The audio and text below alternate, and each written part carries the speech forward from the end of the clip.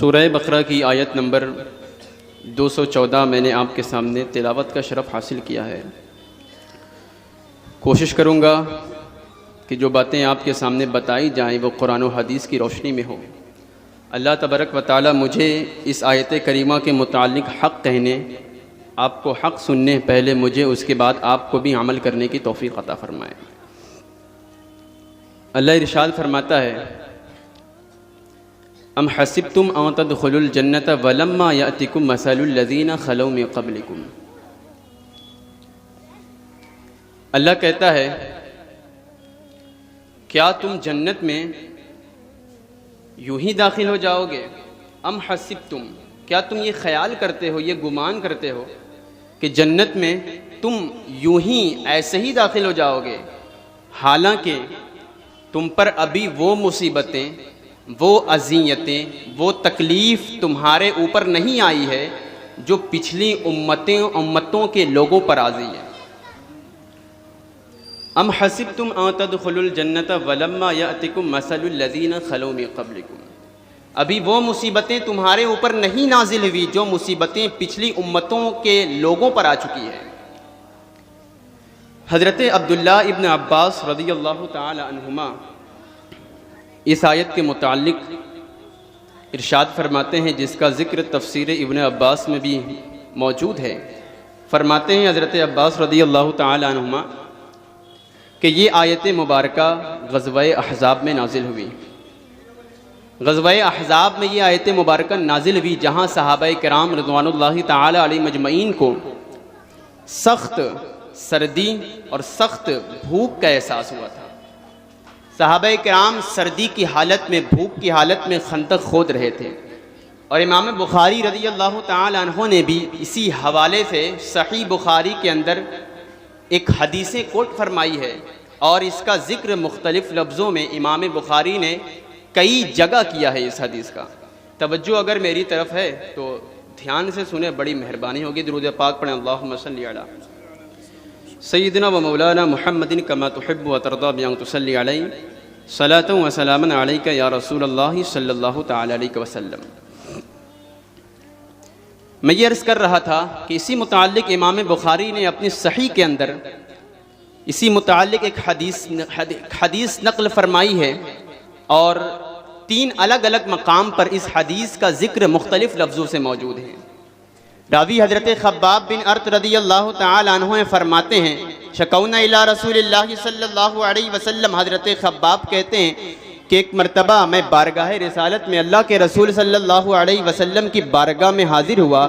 اللہ کے رسول صلی اللہ تعالی علیہ وسلم اپنی چادر سے تکیہ بنائے ہوئے کعبے سے ٹیک لگا کر آرام فرما تھے۔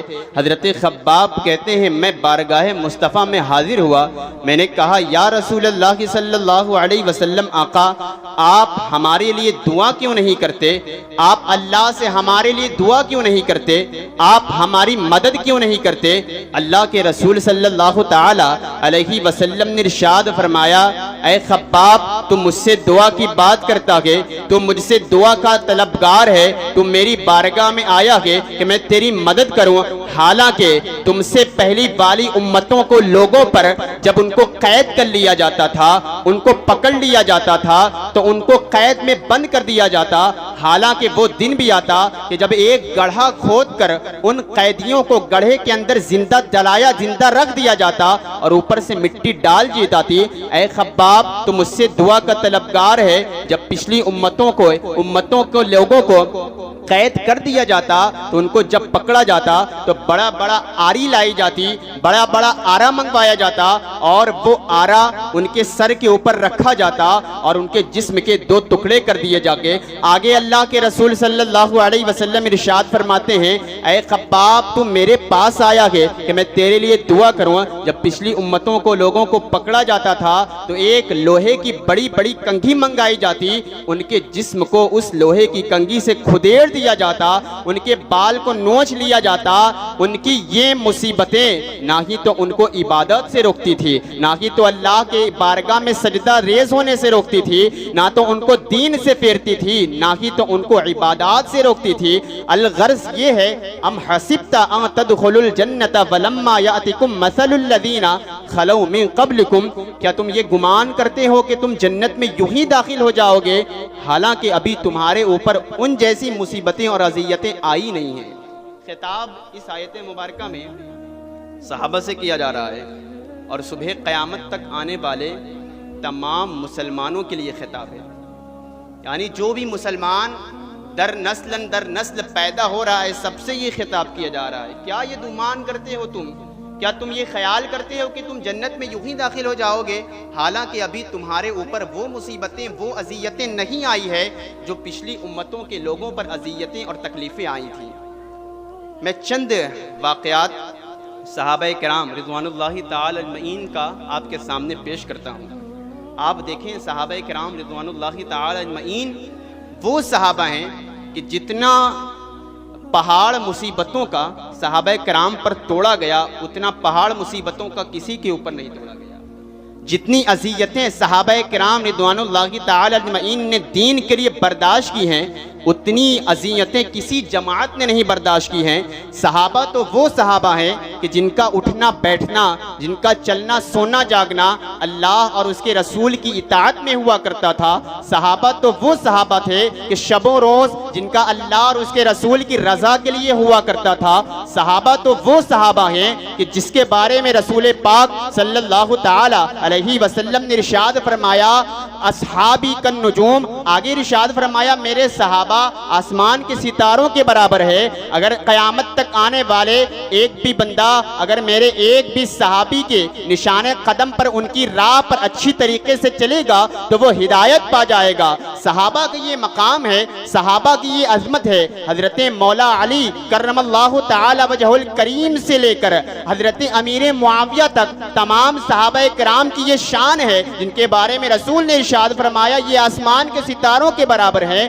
جب صحابہ کرام رضوان اللہ تعالی اجمعین کا اتنا مقام ہے تو آخر قرآن میں اللہ تبارک و تعالی یہ کیوں ارشاد فرماتا ہے ام حسبتم ان تدخلوا الجنت، کہ تم جنت میں یوں ہی داخل ہو جاؤ گے؟ اصل میں یہ امت کی تعلیم کے لیے ہے، امت کی تعلیم کے لیے ہے۔ میں چند واقعات آپ کے سامنے پیش کروں گا۔ دیکھیں جن کو اللہ کے رسول نے جنت کی بشارت دنیا میں ارشاد فرمائی تھی لیکن اس کے باوجود صحابہ کرام رضوان اللہ تعالی اجمعین کی اذیتوں کو برداشت کرنے اور مصیبتوں پر صبر کرنے کا کیا جذبہ تھا۔ قرآن کہتا ہے جنت میں یوں ہی داخل نہیں ہو جاؤ گے جب تک تم پر مصیبتیں نازل نہ ہو گئے، جب تک تم پر آزمائشیں نہ آ جائیں۔ تمام صحابہ کرام رضوان اللہ تعالی اجمعین کا انداز الگ الگ ہے۔ صحابہ کرام رضوان اللہ تعالی اجمعین اللہ کے رسول صلی اللہ تعالی علیہ وسلم کو جب مال کی ضرورت پڑتی صحابہ نے اپنی مال سے اللہ کے رسول کی مدد کی، یہ نہ دیکھا کہ مال ختم ہو جائے گا میرے اوپر مصیبتیں آئیں گی، نہیں اگر اولاد کی ضرورت پڑتی تو صحابہ کرام بارگاہ مصطفیٰ میں اپنی اولاد پیش کرتے، یہ نہیں دیکھتے کہ اولاد ختم ہو جائے گی تو مصیبتوں کا سامنا کرنا پڑے گا، اگر حتیٰ کہ اپنی جان کی بھی بازی لگانا پڑے صحابہ کرام مصیبتوں کا سامنا کرنا پڑتے اور اپنی جان اللہ کے رسول صلی اللہ تعالی علیہ وسلم کے قدموں میں قربان کرتے۔ ایک مرتبہ اللہ کے رسول صلی اللہ تعالی علیہ وسلم نے صحابہ میں یہ اعلان فرمایا کہ ہمیں جنگ کی تیاری کرنا ہے، جنگ میں جانے کے لیے ساز و سامان کی ضرورت ہے، تو لہذا جس سے جو ہو سکے استطاعت کے مطابق وہ ہمارے قریب لائے۔ صحابہ کہتے ہیں کہ ہم میں سے جس سے جتنا ہو سکتا تھا وہ اتنی چیزیں اللہ کے رسول صلی اللہ تعالی علیہ وسلم کے قدموں میں لا کر رکھ دیتا۔ المختصر یہ ہے کہ کوئی 5% مال، کوئی 10% مال، کوئی 20 اور کوئی 30% مال اللہ کے رسول صلی اللہ علیہ وسلم کی خدمت میں لا کر پیش کرتا۔ حضرت عمر فاروق اعظم رضی اللہ تعالی عنہ تشریف لائے۔ حضرت عمر کہتے ہیں کہ میں 50% مال اللہ کے رسول صلی اللہ تعالی علیہ وسلم کے پاس لایا اور میں یہ سمجھ رہا تھا 50% کتنا مال ہوتا ہے۔ حضرت عمر کہتے ہیں کہ میری جتنی دولت تھی میں نے ساری دولت کا آدھا حصہ کر لیا اور آدھی دولت اللہ کے رسول کے قدموں میں قربان کیا. میرے گھر کے جتنے کپڑے تھے میں نے تمام کپڑوں کو آدھا کیا اور آدھا کپڑا اللہ کے رسول کے قدموں میں قربان کیا. جتنے برتن تھے میرے گھر کے میں نے تمام برتن کا آدھا حصہ کیا اور آدھا اللہ کے رسول کے قدموں میں قربان کیا. عمر کہتے ہیں میں 50% مال بارگاہ رسالت میں لے کر آیا اور میں یہ سمجھ رہا تھا کہ آج نیکی کے معاملے میں حضرت ابو بکر سے آگے نکل جاؤں گا. آپ صحابہ کرام میں حضرت عمر کا انداز دیکھے کہ حضرت عمر یہ تمنا ہے کہ حضرت ابو بکر صدیق رضی اللہ تعالی عنہ سے عمل کے معاملے میں کوئی آگے نہیں نکل سکتا, لیکن عمر کی یہ تمنا ہے کہ آج میں 50% مال لے کر آیا ہوں, تمام چیزوں کو آدھا حصہ کر دیا اور آدھا مال اللہ کے رسول صلی اللہ تعالی علیہ وسلم کے قدموں میں لا کر قربان کر دیا. اور یہ سمجھ رہے تھے حضرت عمر کہ میں آج حضرت ابو بکر سے نیکی میں آگے نکل جاؤں گا. میں یہاں رک کر ایک بات عرض کرنا چاہوں گا کہ صحابہ کرام کا بھی انداز کیا انوکھا انداز ہے. وہ تقابل کر رہے ہیں, وہ مقابلہ کر رہے ہیں, تو نیکی میں مقابلہ کر رہے ہیں کہ اگر ابو بکر نیکی میں آگے ہم سے نکلتے ہیں تو میں آج 50% مال لایا ہوں, میں حضرت ابو بکر سے نیکی کے معاملے میں آگے نکل جاؤں گا. حضرت عمر اگر مقابلہ کر رہے ہیں تو نیکی کے معاملے میں مقابلہ کر رہے ہیں.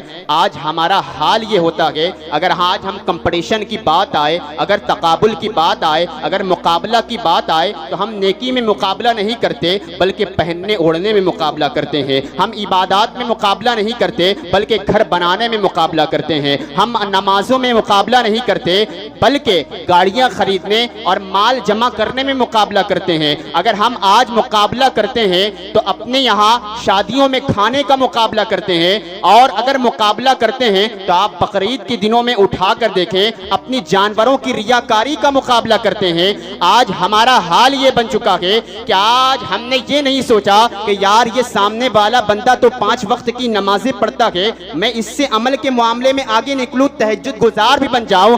آج ہم یہ مقابلہ نہیں کرتے کہ یہ صدقہ و خیرات بڑا کرتا ہے, میں بھی زیادہ سے زیادہ صدقہ خیرات کروں. لیکن افسوس صد افسوس آج ہم نے صحابہ کے مزاج کو چھوڑا. آج ہم نے مقابلہ کیا, تقابل کیا, کمپٹیشن کیا تو ہم نے دنیاوی معاملے میں کیا اور عبادات میں مقابلہ نہیں کیا. 50% مال لے کر حضرت عمر لے کر آئے. 50% کتنا ہوتا ہے آپ سمجھتے ہیں؟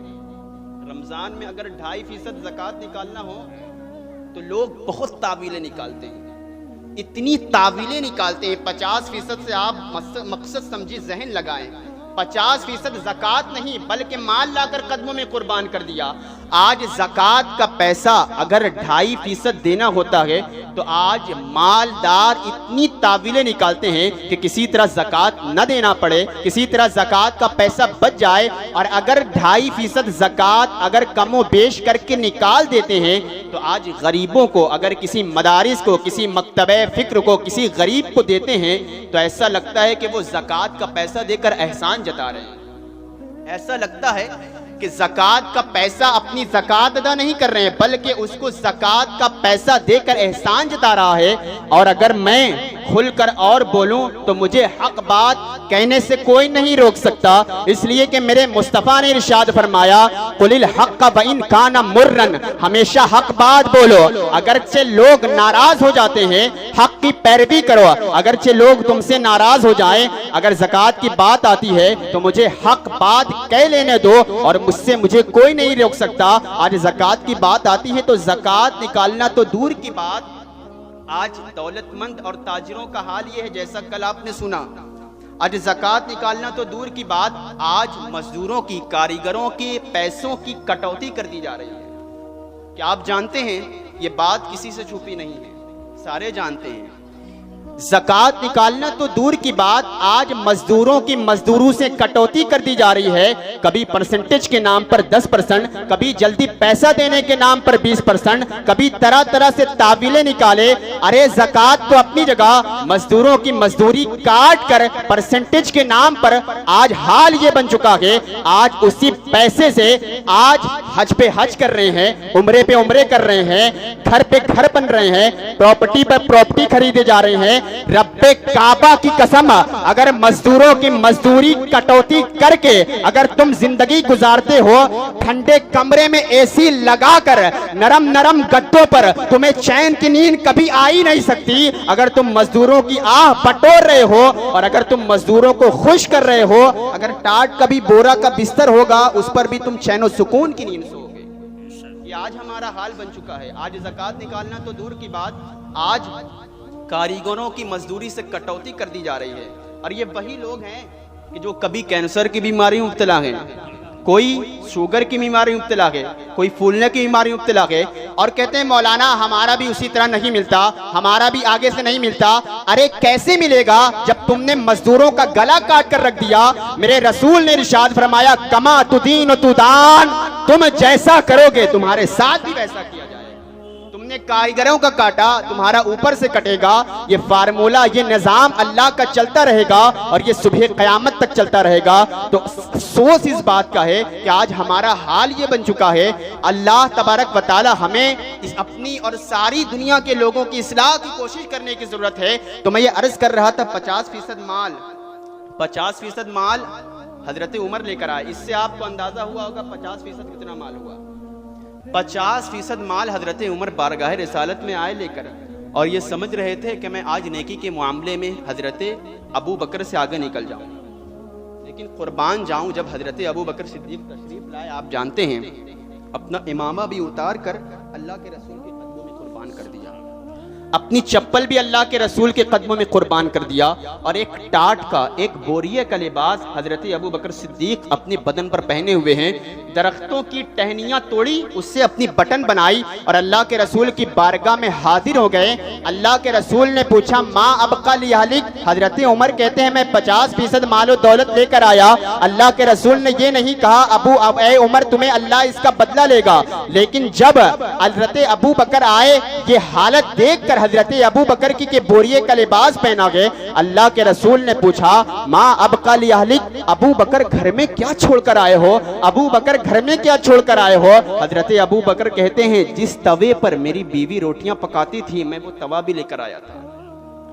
जिस बर्तन में मेरे बच्चे खाना खाते थे, मैं वो बर्तन भी लेकर आया था। मैंने कहा दो, इसलिए कि आज मेरे मुस्तफा ने मांगा है। मैंने सारी चीजें लाकर अल्लाह के रसूल के कदमों में कुर्बान कर दिया। अल्लाह के रसूल ने पूछा, माँ अबका ली अहलिक, अबू बकर घर में क्या छोड़कर आए हो? कुर्बान जाऊं अबू बकर के उस जवाब पर सुनहरे अल्फाज में रिवायतों में आज भी हजरत अबू बकर का वो जुमला मौजूद है। हजरत अबू बकर ने इरशाद फरमाया, या रसूल अल्लाह, सारा माल आपके कदमों में कुर्बान किया है। अबू बकर को ये मिजाज कैसे सदा सकता है कि अबू बकर की औलाद भूखी रही है? ऐ अल्लाह के रसूल, अपने घर में अल्लाह को भी छोड़कर आया हूं और अल्लाह के रसूल को भी छोड़कर आया हूं। सारी दौलत आपके कदमों में कुर्बान किया, और ये ख्याल मुझे कैसे सता सकता है कि अल्लाह और उसके रसूल के होते हुए मेरे बाल बच्चे भूखे रहे, हालांकि दिया हुआ उसी का है। ऐ अल्लाह के रसूल, अल्लाह की मदद भी अपने घर छोड़ा और रसूल की भी मदद आपके घर में छोड़ा। इतने में हजरत जिब्रील बारगाह रिसालत में हाजिर हो गए। या रसूल अल्लाह, अल्लाह आपको सलाम कहता है और अल्लाह हजरत अबू बकर को सलाम कहता है। आप ये ना समझे शायद मैं बोलने में बहक गया, बल्कि ये रिवायत मौजूद है।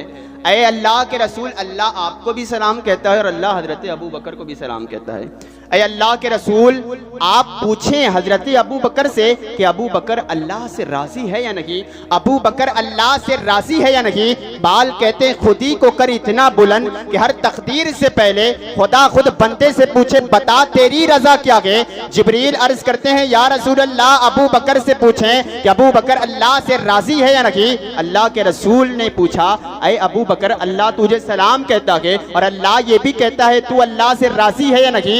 हजरत अबू बकर ज़ारो कतार रोने लगे और रोते रोते कहा, या रसूल अल्लाह, ये कैसे हो सकता है कि मैं अपने रब से कभी नाराज रहूं? ऐ अल्लाह के रसूल, मैं बड़ा राजी हूं, मैं उसके हर अमल से, हर मामले से राजी हूं।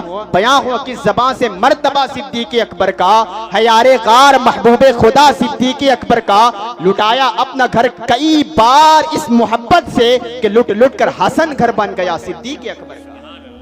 तो मुसीबतें सहाबा ने इतनी झेली हैं کیسی مصیبتوں کا پہاڑ کسی کے اوپر نہیں توڑا گیا، لیکن اس کے باوجود قرآن کہتا ہے حسبتم او تدخلوا الجنت ولما یاتکم مثل الذین خلو من قبلکم، کیا تم یہ گمان کرتے ہو کہ جنت میں یوں ہی داخل ہو جاؤ گے؟ حالانکہ اتنی مصیبتیں ابھی تم پر نہیں ہوئی جتنی مصیبتیں پچھلی امتوں کے لوگوں پر آ چکی ہیں۔ خطاب صحابہ کرام سے جب یہ کیا جا رہا ہے، حالانکہ صحابہ کرام تو اللہ اور اس کے رسول کی اطاعت میں ہی زندگی گزارتے تھے، لیکن اس کے باوجود ایک مرتبہ درود پاک پڑھیں، اللہم صلی علی سیدنا صفینا حبیبنا مولانا محمد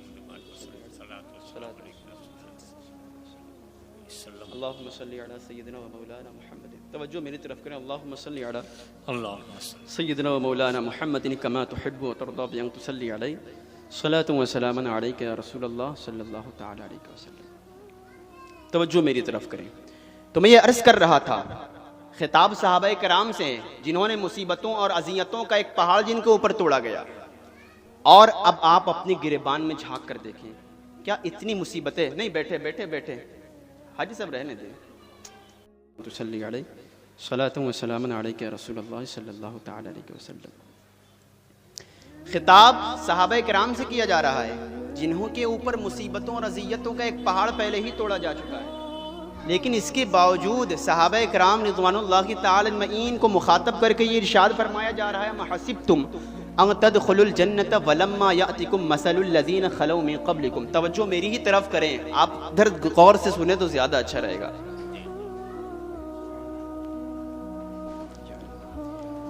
اللہ کے رسول صلی اللہ تعالی علیہ وسلم کی جانثار صحابہ پر مصیبتوں اور اذیتوں کا پہاڑ توڑا جا چکا ہے، لیکن اس کے باوجود صحابہ کرام سے یہ خطاب کیا جا رہا ہے، کیا تم جنت میں یوں ہی داخل ہو جاؤ گے؟ یوں ہی داخل ہو جاؤ گے؟ ابھی تمہارے اوپر وہ مصیبتیں، وہ اذیتیں نہیں آئی ہیں جو پچھلی امتوں پر آ چکی ہیں۔ اب آپ اپنے آپ کو دیکھیں، خطاب صبح قیامت تک آنے والے تمام امتیوں سے کیا جا رہا ہے، کیا تم جنت میں یوں ہی داخل ہو جاؤ گے؟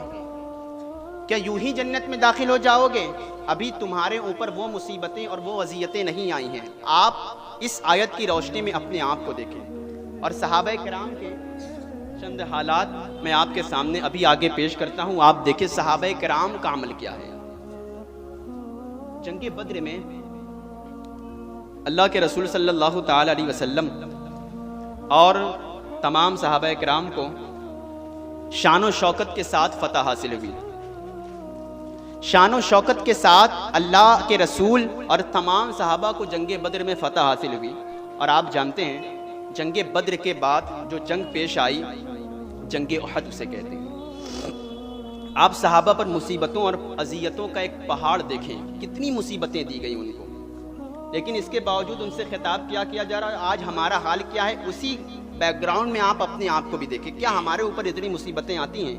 جب صحابہ سے یہ کہا جاتا ہے اتنی اذیتوں آنے کے باوجود ان سے کہا جا رہا ہے جنت میں یوں ہی داخل ہو جاؤ گے، تو پھر ہم اور آپ کہاں رہیں گے؟ ہم اور آپ کہاں رہیں گے؟ جنگ احد میں صحابہ کرام اللہ کے رسول صلی اللہ علیہ وسلم کے ساتھ تشریف فرما ہیں۔ کچھ صحابہ کرام پہاڑ کے اوپر حاضر ہیں، اللہ کے رسول نے ان کو منع کیا تھا کہ نیچے نہ آنا، ان کو لگا کہ جنگ فتح ہو گئی۔ بار بار آپ نے یہ واقعہ سنا، میں واقعات کی تفصیلات میں نہیں جاتا۔ کو لگا کہ جنگ فتح ہو گئی، نیچے مال غنیمت تقسیم ہو رہا ہے، وہ جو پہاڑ پر صحابہ کرام تشریف فرما تھے وہ نیچے آ گئے، اور زمانے نے اپنے ماتھے کی نگاہوں سے دیکھا، آپ نے بھی اپنی علماء سے سنا ہوگا، وہ جنگ احد میں صحابہ کرام 70 صحابہ کرام شہید ہوئے، لیکن سعد ابن ابی وقاص رضی اللہ تعالی عنہ کا کردار آپ دیکھیں۔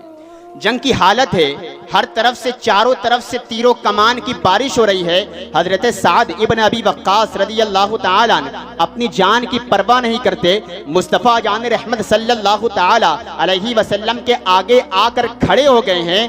جنگ احد بڑا نازک دور ہے، صحابہ کرام 70 شہید ہو گئے ہیں، صحابہ کرام شہادت نوش فرما رہے ہیں۔ سعد ابن ابی وقاص رضی اللہ تعالی عنہ، اور امام بخاری نے اس روایت کو اپنی صحیح کے اندر بھی نقل فرمایا کہ ارشاد فرماتے ایسی نازک داخور میں، ایسے نازک ماحول میں کہ جہاں سب کو اپنی جان مشرکین بالکل چلچلا رہے تھے، اور سعد ابن ابی وقاص رضی اللہ تعالیٰ عنہ چاروں طرف سے اللہ کے رسول صلی اللہ تعالیٰ علیہ وسلم کے سامنے سے تیر چلا رہے ہیں کہ کوئی تیر مصطفیٰ جان رحمت صلی اللہ تعالیٰ علیہ وسلم کو نہ لگنے پائے۔ ایک مرتبہ کبھی آگے سے، کبھی دائیں سے، کبھی بائیں سے، کبھی پیچھے سے، ہر طرف سے اللہ کے رسول کو بچا رہے ہیں کہ اگر کوئی پہلا تیر لگے تو یہ سعد ابن ابی وقاص کے سینے پر لگے اور مصطفیٰ جان رحمت صلی اللہ تعالیٰ علیہ وسلم محفوظ رہیں۔ اپنی جان کی بازی لگا کر مصطفیٰ جان رحمت صلی اللہ تعالیٰ علیہ وسلم کی حفاظت میں صحابہ کرام تشریف فرما گئے۔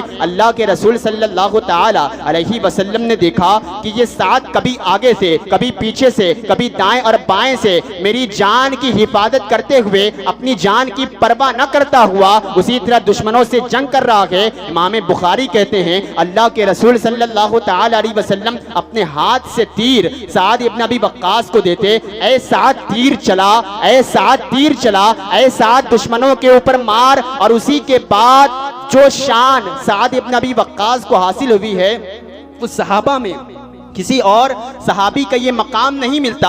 سعد ابن ابی وقاص رسول کی حفاظت کرتے ہوئے آگے تیر چلا رہے ہیں، اللہ کے رسول تیر دے رہے ہیں، یہاں تک کہ وہ جملہ اللہ کے رسول نے اپنی زبان سے نکالا کہ جو حدیث کی کتابوں میں بہت روشن ہے۔ اللہ کے رسول نے ارشاد فرمایا اے سعد تم میرے لیے اپنی جان کی بازی لگائے ہوئے ہے، یا سعد فدا کا امی بابی، یا سعد فدا کا امی بابی، یا سعد اے سعد تم میری جان کی حفاظت میں اپنی جان کی پرواہ نہیں کرتا، اے سعد مجھ محمد عربی کے ماں باپ تجھ پر قربان، مجھ محمد عربی کے ماں باپ تجھ پر قربان۔ 1.25 لاکھ کم و بیش صحابہ کرام میں صدیق اکبر یہ کہتے یا رسول اللہ فدا کا امی بابی یا رسول اللہ، عمر آئے یہ کہتے فدا کا امی بابی یا رسول اللہ، عثمان و علی آئے فدا کا امی بابی یا رسول اللہ، سارے صحابہ یہ کہتے ہیں اے اللہ کے رسول میرے ماں باپ آپ پر قربان۔ لیکن سعد ابن ابی وقاص کا یہ جذبہ دیکھ کر اللہ کے رسول نے ارشاد فرمایا یا سعد فدا کا امی بابی، یا سعد اے سعد میرے مجھ محمد عربی کے ماں باپ تجھ پر قربان۔ سبحان اللہ، شان صحابہ کرام واہ واہ واہ، رضوان اللہ تعالی اجمعین کی تھی۔ مصیبتوں اور اذیتوں کا پہاڑ صحابہ کرام پر ایسا توڑا گیا کہ کسی جماعت پر ایسی مصیبت اور ایسی اذیتوں کا پہاڑ نہیں توڑا گیا، لیکن اس کے باوجود ان سے خطاب کیا جا رہا ہے ام حسبتم ان تدخلوا الجنۃ ولما یاتکم مثل الذین خلوا من قبلکم، کیا تم یہ گمان کرتے ہو کہ تم جنت میں یوں ہی داخل ہو جاؤ گے، حالانکہ ابھی تم پر وہ مصیبتیں اور وہ اذیتیں نہیں آئی ہیں جو پچھلی امتوں پر آ چکی ہے۔ آپ ذرا اندازہ کریں بے شمار مصیبتوں کا صحابہ نے سامنا کرنا پڑا، لیکن اس کے باوجود خطاب ان سے یہ کیا جا رہا ہے آج ہمارا دل اتنا مردہ ہو چکا ہے نا، آج ہمیں وعیدیں آج ہمارے دل میں نہیں اترتی۔ وجہ یہ ہے کہ آج ہمارا ضمیر مردہ ہو چکا ہے، اپنے بھی خفا مجھ سے ہیں بیگانے بھی نہ خوش، میں زیر حلاحل کو کبھی کہہ نہ سکا قند، بات وہی کہتا ہوں سمجھتا ہوں جسے حق، نہ ابن مسجد ہوں نہ تہذیب کا فرزند، جو میں سچ کہوں تو برا لگے، جو میں دلیل دوں تو ذلیل ہوں، یہ سماج جہالت کی زد میں ہے، یہاں بات کرنا حرام ہے۔ اگر کسی سے کہہ دیا جائے ایسا کیوں کرتے ہو، ایسا کیوں کرتے ہو، چلو نمازیں پڑھنے چلو، یار میرے کپڑے گندے نہیں، میرے پاس وقت نہیں ہے، میرے پاس یہ ہے، میرے پاس وہ ہے، میرے پاس وہ ہے۔ آج ساری چیزوں کا ہمارے پاس وقت ہے، آج ہمارا حال یہ بن چکا ہے دکانیں بند کر کے ہم کرکٹ دیکھنے جاتے ہیں۔ میں پوچھنا چاہتا ہوں تمہارا ضمیر اتنا مردہ ہو چکا ہے، کبھی تم نے نمازوں کے لیے اپنی دکانیں بند کی ہیں؟ 2 رکعت جمعہ اگر پڑھنے چلے جائے تو ایسے مسجد سے بھاگتے ہو جیسے جیل سے چھوٹے ہو۔ آج ہی ہمارا کردار بن چکا ہے، فلمیں دیکھنے کے لیے آج ہمارا کاروبار بند ہو جاتا ہے، لیکن افسوس صد افسوس نمازوں کے لیے ہمارا کاروبار بند نہیں ہے۔ ام حسبتم ان تدخلوا الجنۃ ولما یاتکم، کیا جنت میں یوں ہی داخل ہو جاؤ گے، بڑی آسانی سے جنت میں داخل ہو جاؤ گے، حالانکہ مصیبتیں ابھی تمہارے اوپر کہاں آئی ہے، اذیتوں کا پہاڑ تمہارے اوپر کہاں توڑا گیا جو صحابہ کرام پر اور پچھلی امتوں پر توڑا گیا۔ ایک اور صحابی کا میں تذکرہ آپ کے سامنے کرتا ہوں، آپ ذرا اندازہ کریں کتنی مصیبتوں کا سامنا کرنا پڑا تھا۔ حضرت ابو بصیر رضی اللہ تعالیٰ، ہو سکتا ہے آپ میں سے بہت کم لوگوں نے حضرت ابو بصیر رضی اللہ تعالیٰ عنہ کا نام سنا ہوگا۔ صحابی رسول ہیں حضرت ابو بصیر رضی اللہ تعالی. صلح حدیبیہ کے وقت بہت سارے معاہدات ہوئے تھے، میں سب کی تفصیلات میں نہیں جاتا، آپ نے سنا ہوگا علماء سے. صلح حدیبیہ کے وقت مشرکین سے اور اللہ کے رسول سے کچھ معاہدے، کچھ شرائط ہوئے تھے. میں ان میں سے ایک معاہدے کا ذکر کرتا ہوں. ایک شرائط یہ تھی کہ اگر کوئی مکے کا مسلمان اپنی قریش کی اجازت کے بغیر، کوئی مکے کا مسلمان اجازت کے بغیر زبردستی اگر مدینے چلا آیا تو مدینے کے لوگوں کو اس مسلمان کو مکے واپس کرنا پڑے گا. اور اگر کوئی مدینے کا مسلمان غلطی سے بھی مکہ چلا آیا تو مکے والوں کی ذمہ داری نہیں ہوگی کہ وہ مدینہ بھیجے. یعنی اگر کوئی مکے کا مسلمان زبردستی بھاگ جائے گا مدینے تو واپس کرنا پڑے گا، اور مدینے کا کوئی مسلمان مکے آئے گا تو ہم واپس نہیں کریں گے. تو حضرت ابو بصیر رضی اللہ تعالیٰ مکے رہتے تھے، یہ مسلمان تھے، صحابی رسول تھے. ان کے کلمہ پڑھنے کی وجہ سے مشرکین مکہ نے ان کو قید کر لیا، ان کو بند کر دیا. اور آپ جانتے ہیں اتنی وزندار بیڑیاں اب حضرت ابو بصیر کے ہاتھ میں اور پیر میں ڈالی کہ حضرت ابو بصیر رضی اللہ تعالیٰ عنہ ان بیڑیوں کا بوجھ بھی نہیں سنبھال سکتے تھے. یہاں تک کہ تاریخ میں یہ بات موجود ہے کہ حضرت ابو بصیر رضی اللہ تعالیٰ عنہ ایک دن اس قید سے آزاد ہو کر، یعنی قید کو توڑ کر، حضرت ابو بصیر رضی اللہ تعالیٰ عنہ اسی طرح ہاتھ میں اور پاؤں میں زنجیر بندی ہوئی تھی، بھاری بھرکم زنجیر، اسی طرح مدینے آنے لگے. اور روایت میں صحابہ کرام بیان کرتے ہیں کہ وہ جو زنجیر جو پیر اور ہاتھ میں کڑا تھا، اس کا وزن اتنا بھاری تھا کہ حضرت ابو بصیر جس راستے سے گزرتے تو اس کے بھاری بھرکم وزن کی وجہ سے حضرت ابو بصیر کے ہاتھ اور پیر کٹ گئے تھے. اسی طرح خون نکل رہا تھا اور حضرت ابو بصیر مدینے کی طرف جا رہے ہیں. صحابہ کہتے ہیں یہ منظر دیکھنے لائق نہیں تھا. جو راستے سے، جس گلی سے حضرت ابو بصیر گزرتے، اس گلی میں خون حضرت ابو بصیر کا نظر آتا.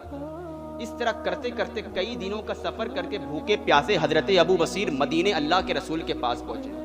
حضرت ابو بصیر رضی اللہ تعالیٰ عنہ تو یہ سمجھ رہے تھے کہ میں کسی طرح آزاد ہوا، اللہ کے رسول کا کلمہ پڑھا ہے، اب تو میں بارگاہ رسالت میں پہنچ گیا، مجھے سکون ہو گیا. بارگاہ مصطفیٰ میں حضرت ابو بصیر جیسے ہی پہنچے، دیکھا ہاتھ سے پیر سے خون بہ رہا ہے، ہاتھ اور پیر میں کڑا اور زنجیر بندی ہوئی ہے. یا رسول اللہ میں مکے سے بھاگ آیا. اتنا کہنا تھا، تبھی مکے کے 2 سپاہی اللہ کے رسول کے پاس بھی آ گئے.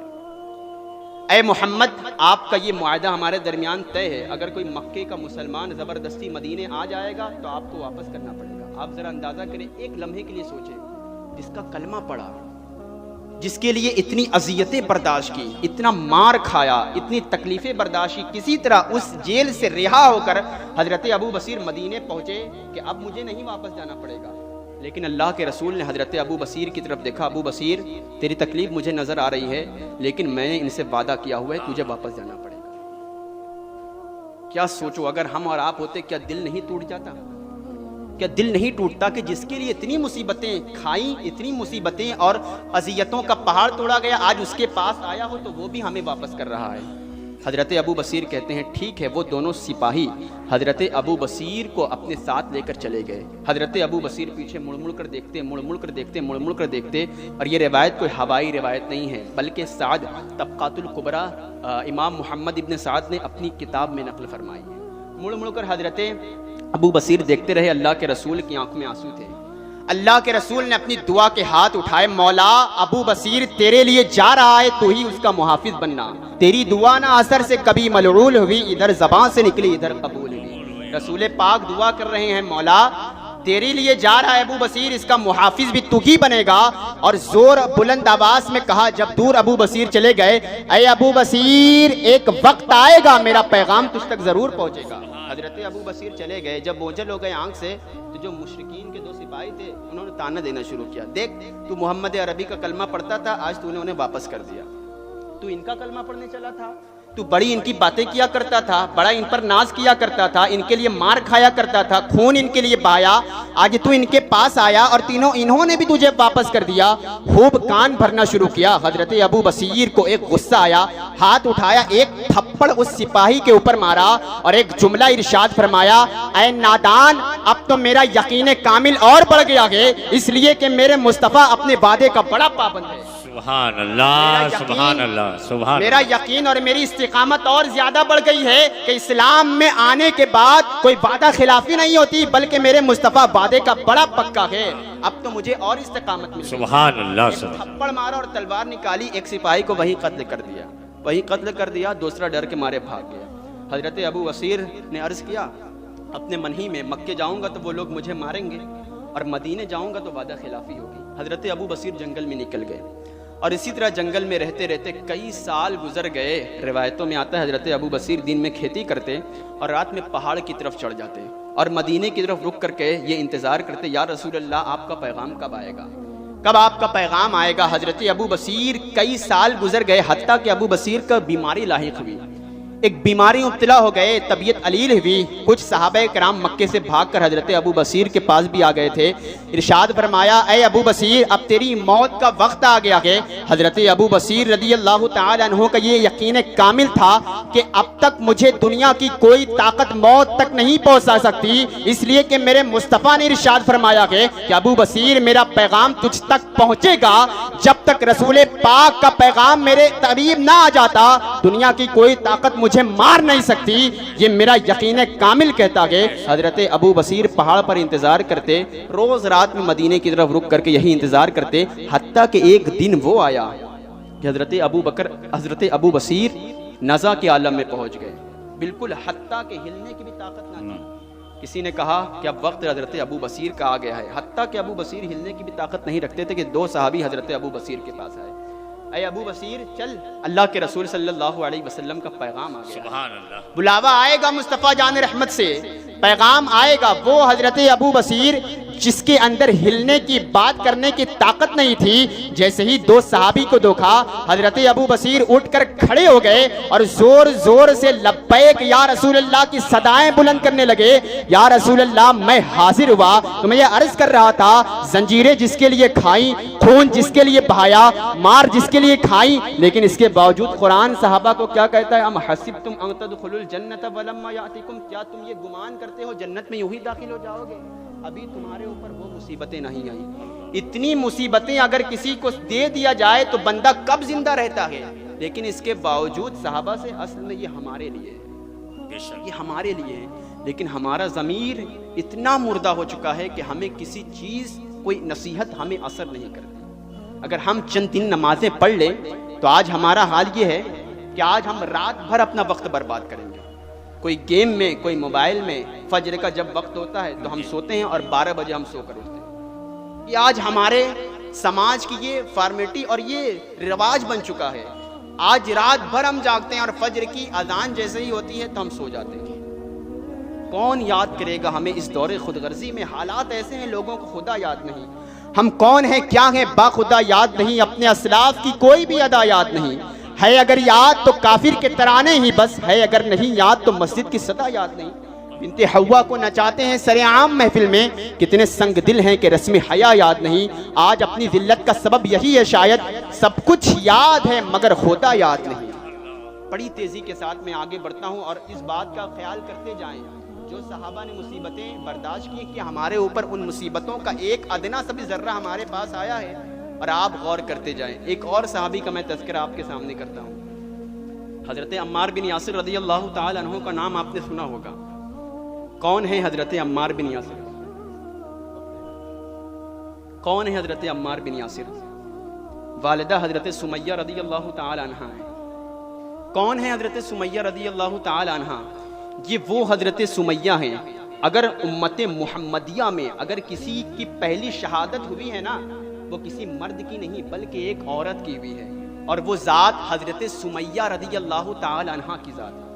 آج عورتوں کو سیریل دیکھنے سے فرصت ہی نہیں ہے، آج ناشکری کرنے سے فرصت ہی نہیں ہے، لیکن یہ اعزاز عورتوں میں حضرت سمیہ رضی اللہ تعالی عنہ کو ملا ہے کہ اگر امت محمدیہ کی کوئی پہلی شہادت ہے تو وہ حضرت سمیہ رضی اللہ تعالی عنہ کی ہے، اور جب ماں ایسی ہوتی ہے تو بیٹا حضرت عمار جیسا پیدا ہوتا ہے۔ حضرت عمار بن یاسر رضی اللہ تعالی عنہ ابتدائی دور میں مسلمان ہوئے تھے، ان کا بھی حال یہی تھا۔ مشرکین نے حضرت بلال حبشی کا واقعہ آپ نے بارہا سنا ہوگا، حضرت عمار کا واقعہ سنے۔ حضرت عمار بن یاسر رضی اللہ تعالی عنہ نے، مشرکین نے مکہ نے آپ کو پکڑ لیا تھا، اور آپ جانتے ہیں حضرت عمار بن یاسر رضی اللہ تعالی عنہ کو اتنا مشرکین مکہ کوئلے کی بھٹی پر داغتے تھے کہ حضرت عمار کہتے ہیں کہ کوئلے، بڑے بڑے کوئلے میرے جسم کی پیٹھ پر داغے جاتے، حتیٰ کہ میری پیٹھ میں بعض مرتبہ سوراخ تک ہو گیا۔ گرم گرم کوئلے کی بھٹی پر حضرت عمار بن یاسر کو لٹا دیا جاتا اور روایت میں ہے کہ صحابہ کہتے ہیں حضرت عمار کے جسم کی چربی گل گل کر اس کوئلے پر گرتی اور اس کی آگ کو بجھا دیتی۔ ایک دن ایسا ہوا، ذرا سوچیں غور کریں کیسا وہ دور تھا، کیسے وہ لوگ تھے۔ آج فری میں ہمیں اسلام ملا ہے نا تو ہم اس کی قدر نہیں کرتے۔ آج بالکل نسل در نسل ہم مسلمان پیدا ہو رہے ہیں، اس کی نعمت کو ہم بھول گئے۔ وہ صحابہ کرام تھے، وہ صحابہ تھے، کوئلے کی انگارے کی بھٹی پر داغا جاتا کہ مسلمان سے اپنا منہ پھیر لو، لیکن جانیں نکال لو، لیکن ہم محمد عربی کا دامن چھوڑنے کے لیے تیار نہیں۔ ایک دن ایسا ہوا کہ اللہ کے رسول صلی اللہ تعالی علیہ وسلم گزر رہے تھے، دیکھا حضرت عمار بن یاسر رضی اللہ تعالی عنہ کو کوئلے کی بھٹی پر داغا جا رہا ہے۔ مشرکین مکہ ان کو اذیتیں دے رہے ہیں، حتیٰ کہ عمار بن یاسر کے جسم کے باڈی میں وہ کوئلے کی بھٹی اندر جا رہی ہے۔ اللہ کے رسول کو حضرت عمار بن یاسر نے کہا، دھیمی آواز میں کہا، یا رسول اللہ، اے اللہ کے رسول میرے حال کرم فرمائیں۔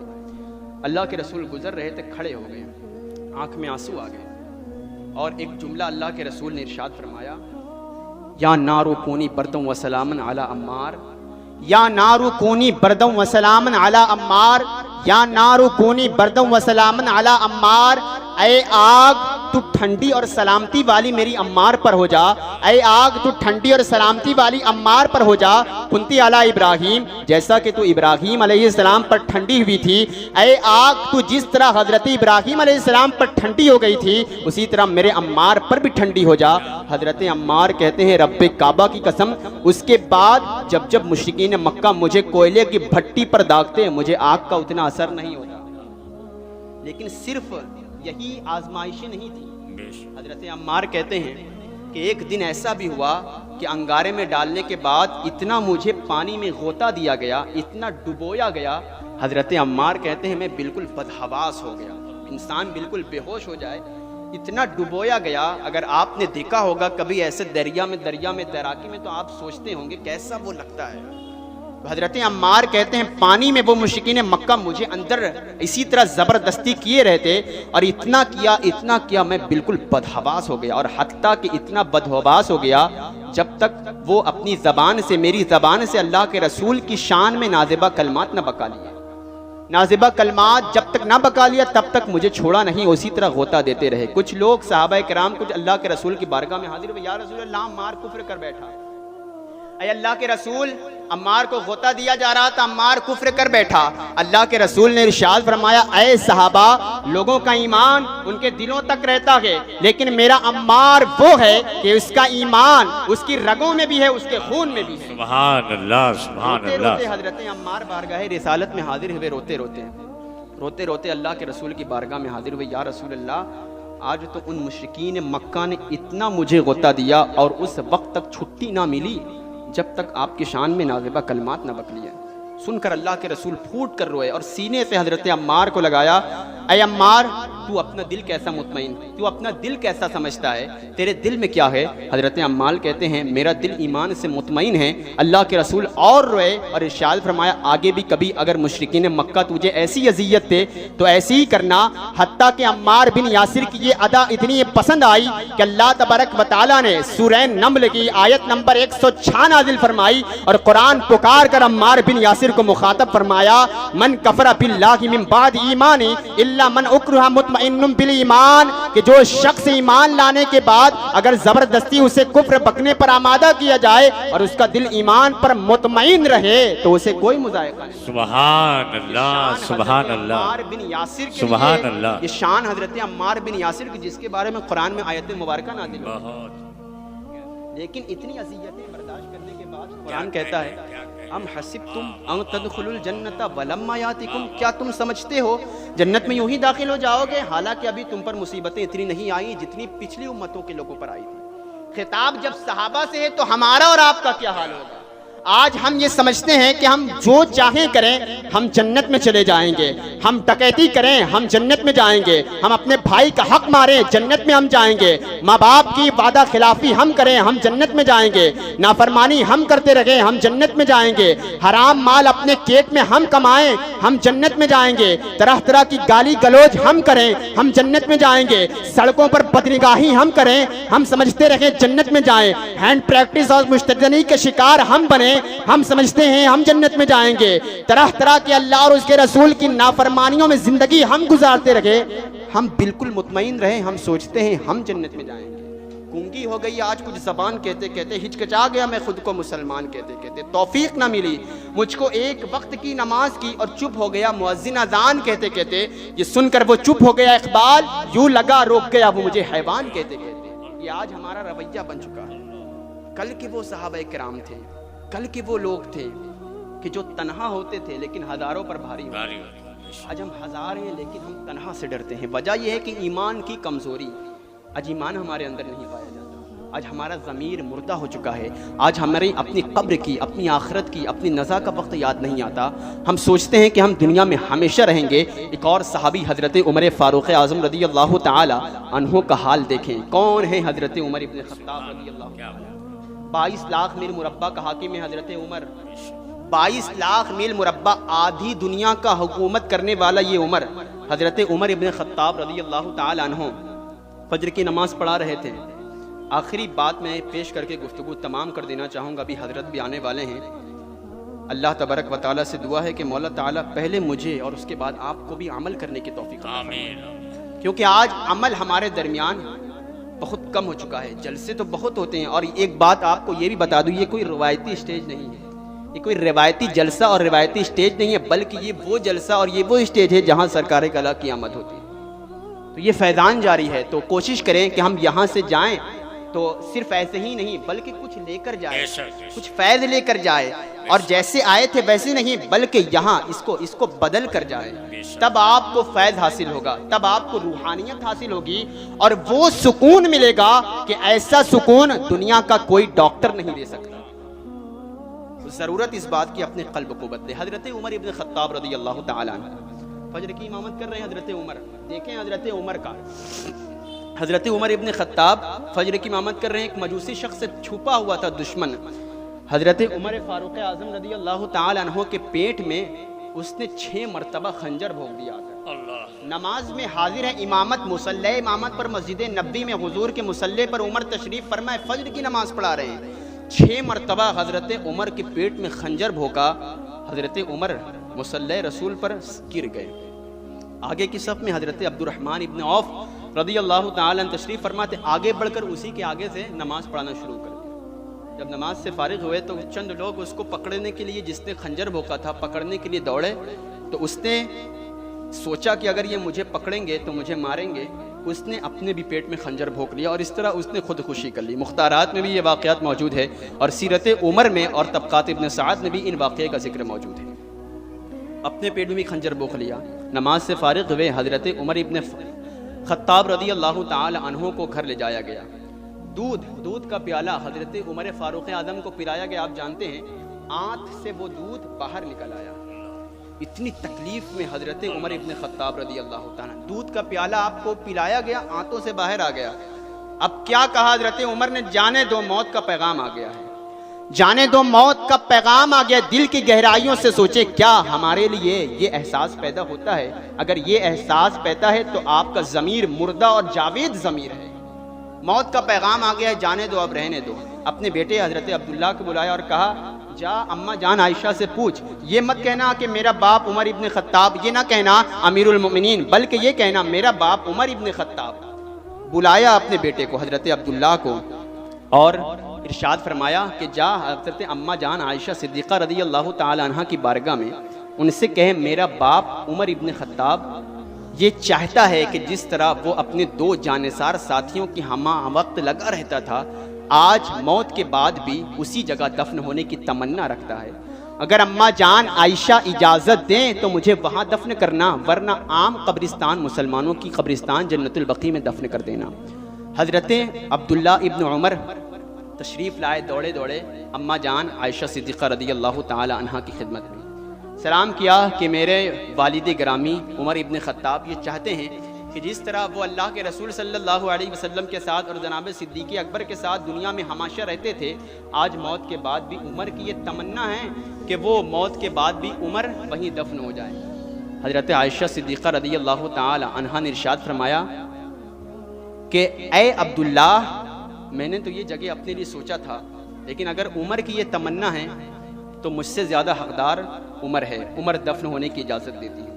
خوشی کے مارے حضرت عبداللہ دوڑے دوڑے واپس آئے اور کہا ابا جان مبارک ہو، اماں جان عائشہ صدیقہ رضی اللہ تعالی عنہا نے تو اجازت دے دی ہے۔ حضرت عمر نے کہا ٹھیک ہے، لیکن ایک مرتبہ پھر جب جنازہ تیار کرنا تو دروازے پر جنازہ رکھنا اور پھر اجازت لینا، اگر اس وقت بھی اجازت دیں تو مجھے وہاں دفن کرنا، ورنہ عام قبرستان میں دفن کر دینا۔ حضرت مولا علی اور امام حسن رضی اللہ تعالی عنہ تشریف لائے حضرت عمر کے پاس، دیکھا شدت ہے، نزع کی تکلیف ہے حضرت عمر کی، اور تڑپ رہے ہیں حضرت عمر ابن خطاب رضی اللہ تعالی عنہ۔ حضرت علی کرم اللہ تعالی وجہہ الکریم نے پوچھا اے عمر، کیوں اتنا تڑپتے ہو، کیوں اتنی تکلیف تجھے ہو رہی ہے، کیوں اتنی بے چینی ہے؟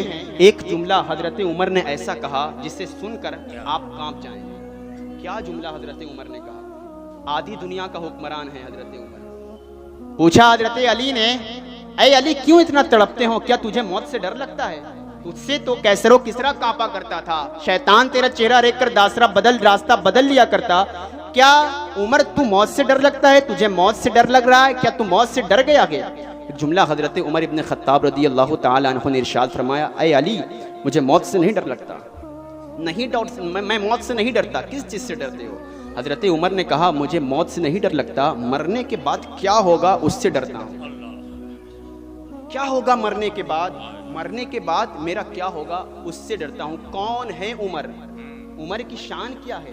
عمر کا مقام کیا ہے؟ ایک مرتبہ بارگاہ رسالت میں حضرت جبریل تشریف فرما تھے، سامنے سے حضرت عمر آ رہے تھے، جیسے ہی حضرت جبریل نے حضرت عمر کو آتا ہوا دیکھا، یا رسول اللہ عمر سامنے سے آ رہے ہیں، تعجب میں مصطفیٰ نے پوچھا اے جبریل کیا تو عمر کو جانتا ہے؟ کیا جانتا ہے عمر کو؟ کیسے بتایا سامنے سے عمر آ رہے ہیں؟ حضرت جبریل نے ارشاد فرمایا یا رسول اللہ زمین والے جتنا جانتے ہیں عمر کو، اس سے زیادہ آسمان والے حضرت عمر کو جانتے ہیں۔ اللہ کے رسول نے تعجب میں پھر پوچھا اے جبریل کیا آسمان والے بھی عمر کو جانتے ہیں؟ تو آسمان میں عمر کا کیا مقام ہے، عمر کی شان کیا ہے آسمان میں؟ جس طرح زمین میں عمر کی شان سارے صحابہ جانتے ہیں، آسمانوں پر عمر کا مقام کیا ہے؟ حضرت جبریل نے ارشاد فرمایا یا رسول اللہ اگر یہ جبریل اپنی 1000 برس کی عمر لے کر روئے زمین پر حاضر ہو اور حضرت عمر کی فضیلت کو بیان کرنا شروع کرے، اس جبریل کی 1000 برس کی عمر کم پڑ جائے گی، لیکن حضرت عمر کی فضیلت بیان نہ ہو۔ سبحان اللہ، سبحان یہ شان، سبحان اللہ، سبحان اللہ۔ یہ شان حضرت عمر ابن خطاب رضی اللہ تعالی عنہ کی ہے، یہ شان حضرت عمر کی ہے کہ جس کو آسمان کے ستارے بھی، جس کو آسمانوں پر بھی جن کا ذکر ہے، یہ شان حضرت عمر ابن خطاب رضی اللہ تعالی عنہ کی ہے۔ آپ ذرا اندازہ کریں اتنی شان ہے، اتنے مقام والے حضرت عمر، لیکن اس کے باوجود کیا کہتے ہیں حضرت علی سے؟ موت سے نہیں ڈرتا، مرنے کے بعد کیا ہوگا اس سے ڈرتا ہوں۔ کیا کبھی آپ کے اندر یہ احساس ہوتا ہے کہ آج ہم حرام مال کما رہے ہیں اپنے پیٹ میں، مرنے کے بعد کیا ہوگا؟ کیا کبھی آپ یہ سوچتے ہیں والدین کی نافرمانی ہم کر رہے ہیں، گالی گلوچ ہم کر رہے ہیں، مرنے کے بعد کیا ہوگا؟ کیا کبھی یہ سوچتے ہیں کہ دوستی میں محفل، دوستوں کی محفل میں بغیر گالی گلوچ کے ہم بات نہیں کرتے، مرنے کے بعد کیا ہوگا؟ حالانکہ وہی حضرت علی کرم اللہ تعالی وجہ الکریم ارشاد فرماتے ہیں اگر کوئی ایک مرتبہ گالی بکتا ہے تو قبر میں ایسا بچھو اس کو ڈنک مارے گا کہ اگر اس بچھو کا ڈنک روئے زمین پر ایک ذرہ ڈال دیا جائے تو اس کے ڈنک کی وجہ سے روئے زمین کی انسان مر جائے۔ کون ہے حضرت عمر ابن خطاب رضی اللہ تعالی؟ اتنے مقام والے حضرت عمر، لیکن اس کے باوجود کیا کہتے ہیں حضرت عمر؟ موت سے نہیں ڈرتا، مرنے کے بعد کیا ہوگا اس سے ڈر لگتا ہے۔ حضرت علی کرم اللہ تعالی وجہ الکریم نے ارشاد فرمایا مت ڈرو، میں گواہی دوں گا، میں گواہی دوں گا، اور میں نے بارگاہ مصطفیٰ جان رحمت صلی اللہ تعالی علیہ وسلم سے سنا ہے کہ جنت میں بڑی عمر کے لوگوں کے سردار حضرت ابو بکر عمر ہیں، جنت کی ضمانت تو میں لے لیتا ہوں، مت ڈرو موت کے بعد کیا ہوگا، میں گواہی دیتا ہوں۔ کہ مرنے کے بعد تم سوچتے ہو کیا ہوگا. میں نے بارہا مصطفیٰ سے سنا ہے کہ جنت میں بڑی عمر کے لوگوں کے سردار حضرت ابو بکر و عمر ہیں. حضرت عمر نے کہا گواہی دو گے؟ حضرت علی نے کہا میں بھی گواہی دوں گا اور میرا بیٹا امام حسن بھی گواہی دیں گے. چلے گئے واپس. اور اس کے بعد مورخین نے ایک اور دردناک داستان لکھی کہ حضرت عمر کا سر آپ کے صاحبزادے حضرت عبداللہ ابن عمر کی گود میں تھا.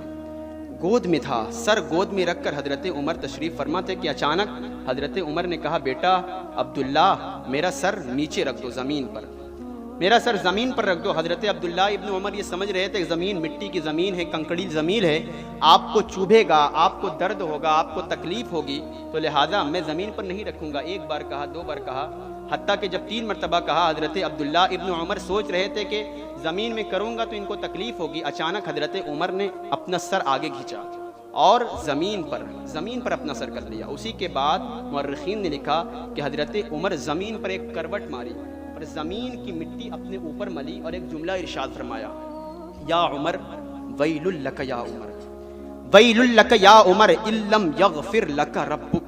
اے عمر اگر آج یہ نزا کے عالم میں، اے عمر اگر آج تیرے رب نے تجھے معاف نہ کیا تو تو ہلاک ہو جائے گا. اے عمر اگر آج تیرے رب نے تجھے معاف نہ کیا تو تو ہلاک ہو جائے گا.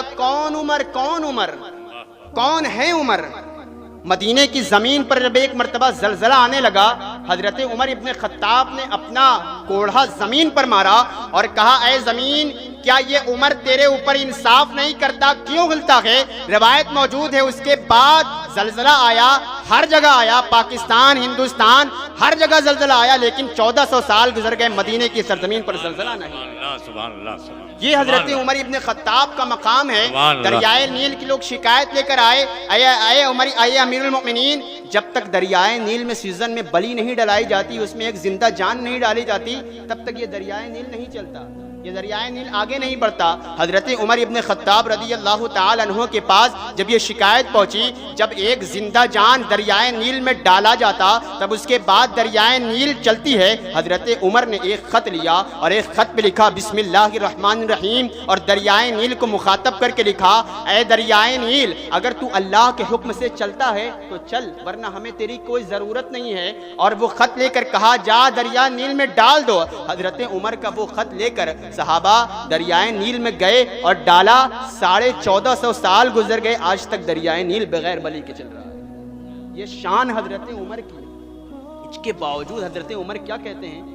ویل لک یا عمر ان لم یغفر لک ربک. اے عمر اگر آج تیرے رب نے تجھے معاف نہ کیا تو تو ہلاک ہو جائے گا. مصطفیٰ جس کے بارے میں ارشاد فرماتے ہیں کہ جب قیامت کے دن حشر کے میدان میں جانے کے لیے مردہ قبر سے جب سب کو اٹھایا جائے گا تو اس طرح اٹھایا جائے گا. مصطفیٰ ارشاد فرماتے ہیں میرا دائنا ہاتھ حضرت ابو بکر کے ہاتھ میں ہوگا اور یہ بایاں ہاتھ حضرت عمر کے ہاتھ میں ہوگا.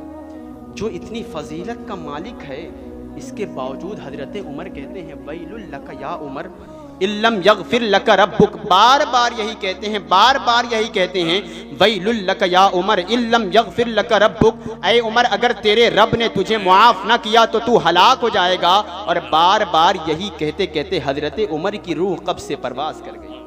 آپ ذرا اندازہ کریں، ام حسبتم ان تدخلوا الجنۃ ولما یاتکم، کیا تم یہ سوچتے ہو، یہ خیال کرتے ہو جنت میں یوں ہی داخل ہو جاؤ گے جب تک ابھی تمہارے اوپر وہ اذیتیں، وہ مصیبتیں نہیں آئی ہیں جو پچھلی امتوں پر آ چکی ہیں. آپ ذرا سوچیں، دل کی گہرائیوں سے سوچیں آج ہمارا حال کیا بن چکا ہے. جیسا کہ ابھی میں نے آپ کے سامنے تذکرہ کیا، آج ہمارے بچوں کا، آج ہمارے نوجوانوں کا حال یہ ہے کہ آج حضور کی سیرت ہمیں معلوم نہیں ہے، حضور کی ازواج کے نام ہمیں معلوم نہیں ہے، آج خلفاء کے نام ہمیں معلوم نہیں ہے. اگر ہمیں معلوم ہے تو کرکٹروں کے سارے نام یاد ہیں، ایکٹروں کے سارے نام یاد ہیں، فلمی ڈراموں کے سارے نام یاد ہیں، لیکن افسوس صد افسوس آج ازواج مطہرات، صحابہ کرام، خلفائے راشدین کے نام ہمیں یاد نہیں ہیں.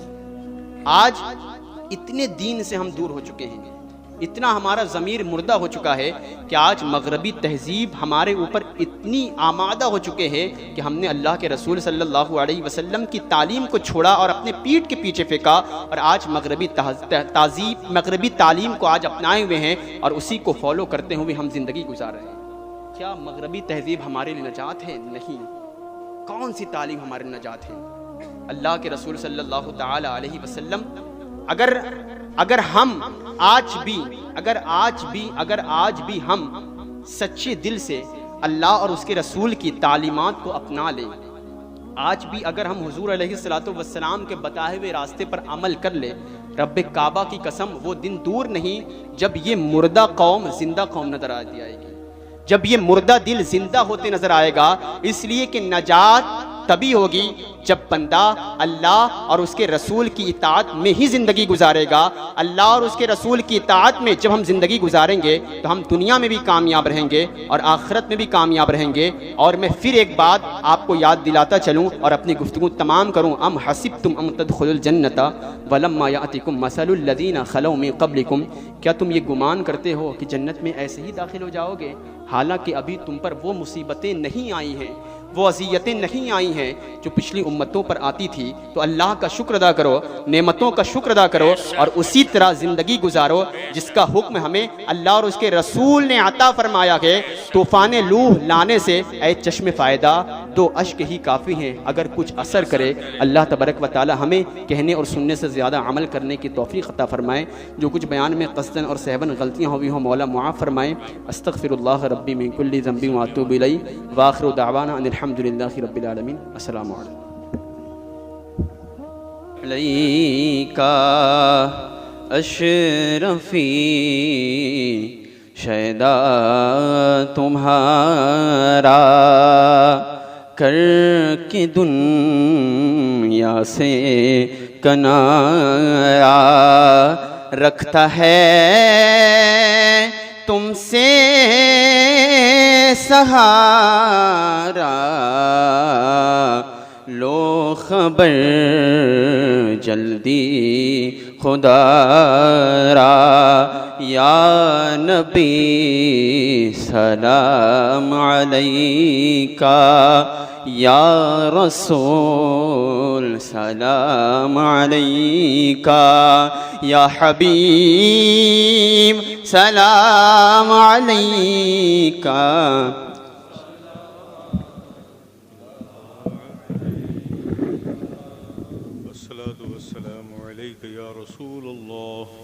الصلاة والسلام عليك يا حبيب الله، الصلاة والسلام عليك يا نبي الله، وعلى آلك وأصحابك يا رسول الله صلى الله تعالى عليه وسلم۔ کریمہ کارسازہ بندہ نوازہ مالک و مولا بے نیازہ، اپنے حبیب پاک کے صدقے، اپنے محبوبین کے صدقے، مولا کریم تو ہم سب کی خطاؤں کو معاف فرما دے۔